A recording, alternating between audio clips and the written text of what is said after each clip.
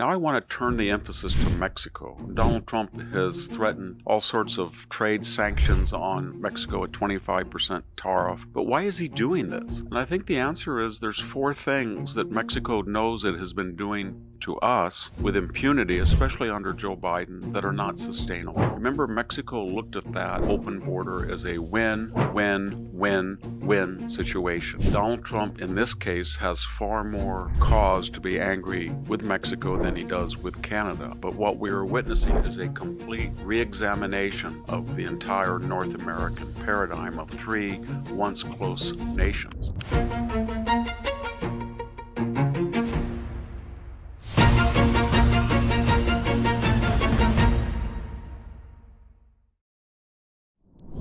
Hello, this is Victor Davis Hanson for the Daily Signal.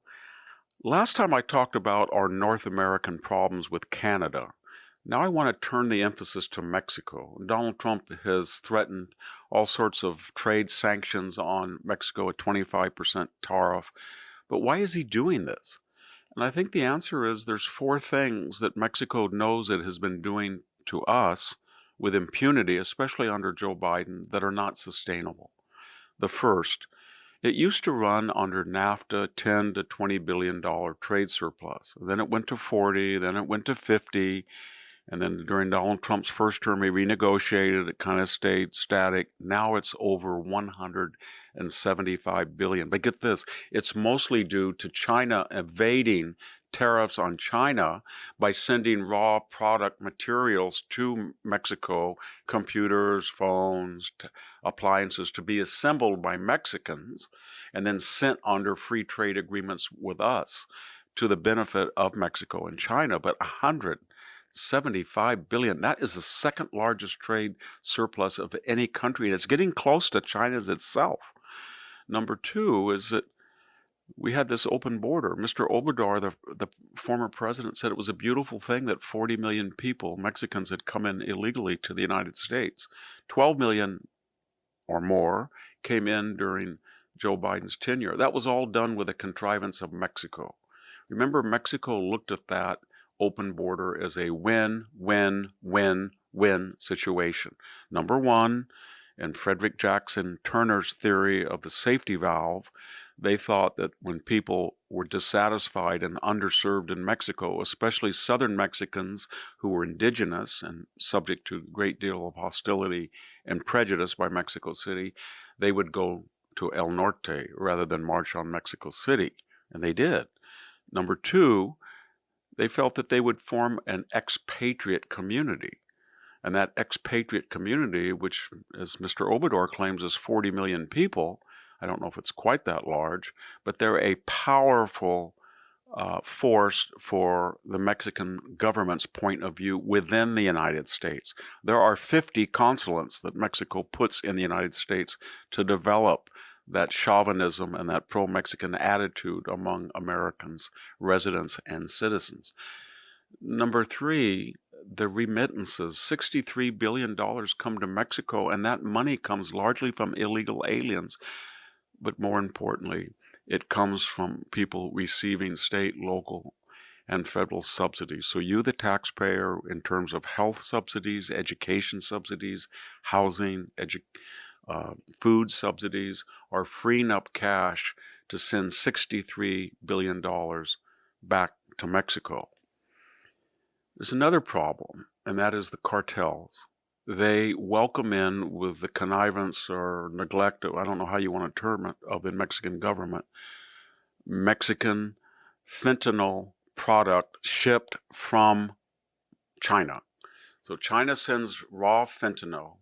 Factories that are controlled by the cartels disguise that fentanyl and lace it in drugs that are recreational and that people take in the United States without knowing that the high they're getting is coming from a cheaper fentanyl. And the result is 60 to 100,000 Americans are dying every year because of the cartels. That is another issue that Trump wants to address. Add it all up.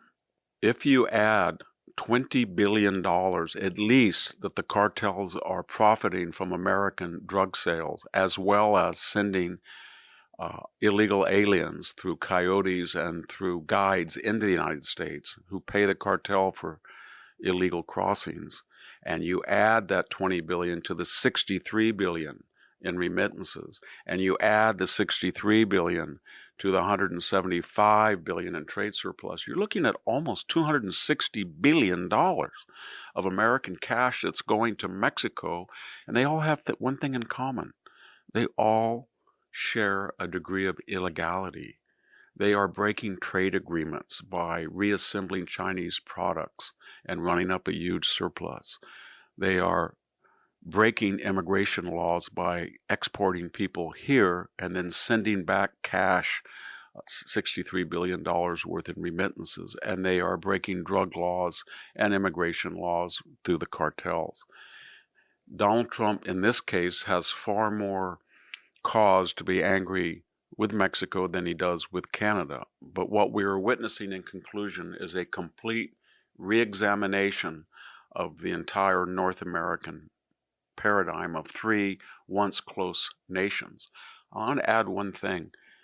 Mexico thinks that we're not serious, but they should look at the recent Pew International poll. For the first time, 60% of Americans have an unfavorable view of Mexico. And if they think that having Mexican nationals shut down American freeways and wave the flag of the country under no circumstances which they are willing to return to, why burning the flag under all circumstances they want to stay, and that's going to win back American public approval, it's not.